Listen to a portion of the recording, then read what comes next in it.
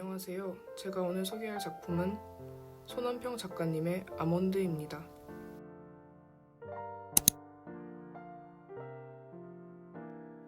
저는 계획 없이 서점에 들렀다가 겉표지를 보고 이 책을 구매하게 되었는데요. 언뜻 보면 평범해 보이지만 아무런 표정이 없는 백지 같은 얼굴은 어딘가 이질감이 느껴지기도 하고 공허한 눈빛은 속내를 읽기 어려워 보입니다. 저는 이 책의 주인공이 어떤 상황과 환경에 놓여 있는지, 왜 이런 표정을 하고 있는지, 이 얼굴에 얽힌 모든 이야기가 궁금해졌습니다. 비록 충동 구매였지만 결과는 만족스러웠습니다. 소설 속으로 빠져드는 귀중한 경험을 하게 해줬을 뿐더러 평소 책과 소설에 흥미가 없었던 저에게 흥미를 갖게 해준 책입니다.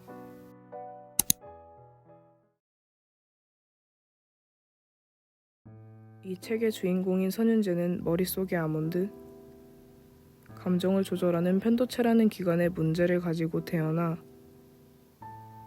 감정을 느낄 수 없는 감정 표현 불능증을 앓고 있습니다. 겉표지에서의 텅 빈 백지 같은 표정은 이곳에서 비롯된 것이죠. 희로애락은 물론 공포심도 느끼지 못했습니다. 데려간 병원에서는 윤재를 연구 대상으로만 바라보고 그의 진절머리가 난 윤재의 엄마는 병원 치료를 포기하고 윤재에게 스스로 감정을 가르칩니다. 그러나 윤재의 아빠는 윤재가 엄마의 뱃속에 있을 때 사고를 당해 일찍 세상을 떴고 홀로 아이 돌보기가 힘에 부쳤던 윤재의 엄마는 할머니에게 도움을 요청합니다. 이렇게 셋은 가족이 되어 작은 헌책방을 운영하며 함께 살아가게 됩니다. 할머니와 어머니의 노력으로 윤재는 감정을 느낄 수는 없지만 이해하게 되고 상황에 맞는 표정을 지을 수도 있게 되었습니다.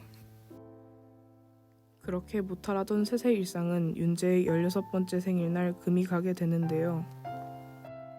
눈이 오던 크리스마스 이브, 거리에 나가 외식과 첫눈을 즐기던 윤재 가족은 사회를 증오하던 남성이 저지른 무차별적인 난동으로 인해 할머니는 세상을 뜨고 엄마는 깊은 혼수 상태에 빠지게 됩니다.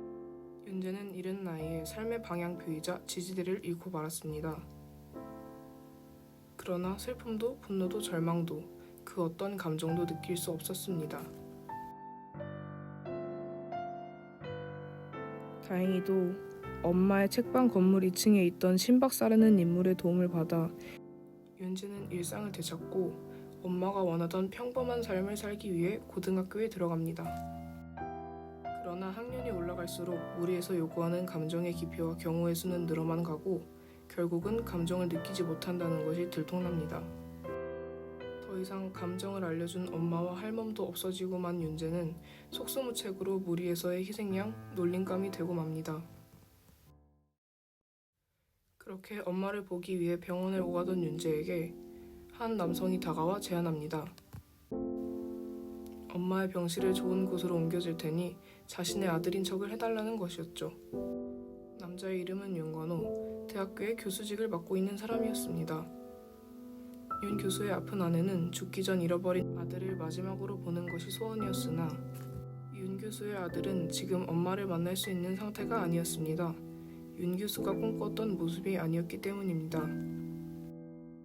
윤재는 고민 끝에 요청을 받아들이고 남자의 아들 연기를 하며 윤 교수 아내의 마지막을 곁에서 지키게 됩니다.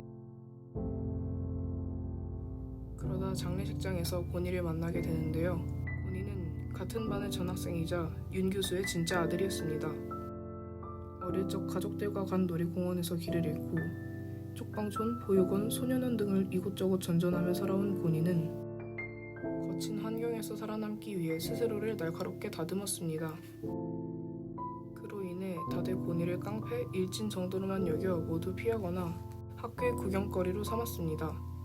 그리고 아들 흉내를 내고 있었던 윤재는 고니에게 눈도장이 찍히고 맙니다. 그러나 고니도 그렇게 나쁘기만 한 인물은 아니었습니다. 속은 그 누구보다도 여리고 섬세했죠. 거칠어지는 것은 약한 모습을 감추기 위한 방식일 뿐이었습니다. 여린 성격 덕에 감정을 느낄 수 없는 윤재나 강한 악인을 동경하는 철없는 17살일 뿐이었습니다. 결이 다른 두 괴물들이 만나 서로를 보듬어가며 쌓는 우정. 그 과정에서 겪는 성장통에 관한 이야기. 뒷이야기와 결말은 책에서 직접 확인하시길 바랍니다.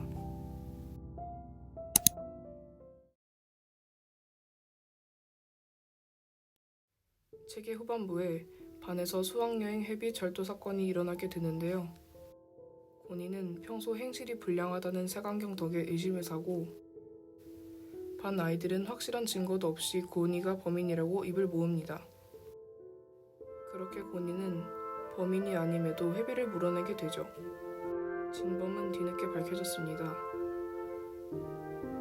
고니를 싫어하던 학생이 이 상황을 노리고 저지른 짓이었죠. 이 장면을 읽으며 편견과 선입견이란 얼마나 무서운 것인지 몸소 느꼈습니다. 지금 이 순간마저도 무고한 누군가는 색안경 때문에 누명을 뒤집어 쓰고 있을 수도 있겠다는 생각이 들었는데요.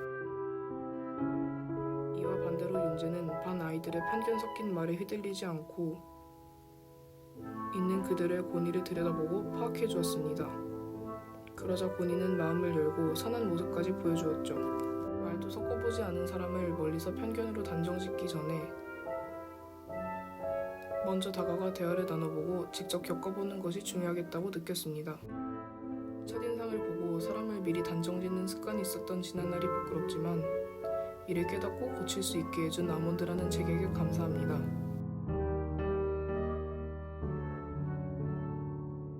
저는 이 책을 읽으며 많은 부분에서 씁쓸함을 느꼈습니다.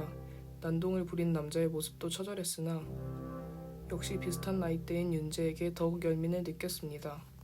사회의 무리에서는 어쩔 수 없는 희생양이 발생한다는 것, 그리고 그 법칙은 초등학교에서도 고등학교에서도 심지어 사회에 나가서도 그 어느 곳에나 옅게 존재한다는 것, 그리고 감정을 느끼지 못해 남들과 달라 희생양이 되기 쉬운 윤재가 희생양이 되지 않도록 갖은 노력을 기울이던 엄마와 할머니의 모습, 엄마와 할머니가 떠나고 홀로 남아 정상적인 게 뭘까 끊임없이 고민하는 윤재를 보며 씁쓸함과 동질감을 느꼈습니다. 10대의 청소년들이 한 번쯤 해봤을 꼭 주위에 있을 법한 현실적인 고민이었기 때문입니다. 꼭 정상적이라는 틀을 맞추고 그 기준에 스스로를 밀어넣어야 할까요? 자기 자신을 깎아가면서까지 말입니다. 다르다는 이유로 무리에서의 희생양과 놀림거리가 되지 않고 다르거나 특이하다는 이유로 놀림거리 삼지 않고 그렇게 타인에게 피해를 주지 않는 선에서 각자의 개성을 감추지 않았으면 좋겠습니다. 각자의 자리에서 찬란하게 빛나는 별들처럼 말이죠. 책을 읽는 내내 스스로의 감정에 자주 휩쓸리는 편인 저는 감정에 동요받지 않고 상황을 있는 그대로 바라볼 수 있는 윤재가 부럽기도 하였습니다. 부정적인 생각이 머리를 가득 채울 때면 고니처럼 차라리 느낄 수 없으면 좋겠다며 스스로의 아몬드를 저주하기도 했는데요. 그러나 이 책을 보면서 공감하고 감탄하며 감동을 느끼는 일 또한 저의 아몬드가 일을 하고 있기 때문이겠죠. 온통 부정적인 생각을 하는 것에만 쓰였던 제 아몬드가 책을 보고 감동한다는 값진 일에 쓰일 수 있다니, 이 책을 읽고 처음으로 감정을 느낄 수 있다는 것에 대해 감사했습니다. 아몬드는 여러 방면에서 많은 깨달음을 주는 책인 것 같습니다. 그렇기에 그 누가 읽어도 좋을 것 같다는 생각이 듭니다. 삶의 감동을 잊은 사람, 청춘을 느끼고 싶은 사람, 방황하는 청소년기를 보내고 있는 사람 모두에게나 추천하고픈 책입니다. 시간이 나신다면 좋아하는 공간에서 좋아하는 노래를 틀고 최적의 환경을 만드신 후에 이 책을 읽어보시길 바랍니다. 처음 읽었을 때의 감동은 다시 느낄 수 없으니까요. 그럼 지금까지 소설 아몬드 리뷰였습니다. 유익한 8분이 되셨기를 바랍니다. 시청해주셔서 감사합니다.